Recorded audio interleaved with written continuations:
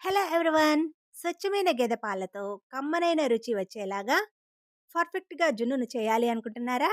అయితే ఇలా ట్రై చేసేయండి. ఫస్ట్ ఒక బౌల్‌లోకి 1 లీటర్ దాకా జున్ను పాలు తీసుకొని, అందులోకి 250 నుండి 300 గ్రామ్స్ దాకా తురిమిన బెల్లం వేసుకొని కలుపుకోవాలి. అందులో ఏమైనా డస్ట్ పార్టికల్స్ ఉంటే ఆ పాలను వేరొక గిన్నెలోకి స్ట్రెయిన్ చేసేసుకొని, అందులోకి వాతం చేయకుండా ఉండడానికి 1 స్పూన్ మిరియాలు, అలాగే మంచి ఫ్లేవర్ కోసం 2 యాలకులను మెత్తని పొడిలాగా దంచుకొని ఆ పాలల్లో వేసుకొని కలుపుకోవాలి.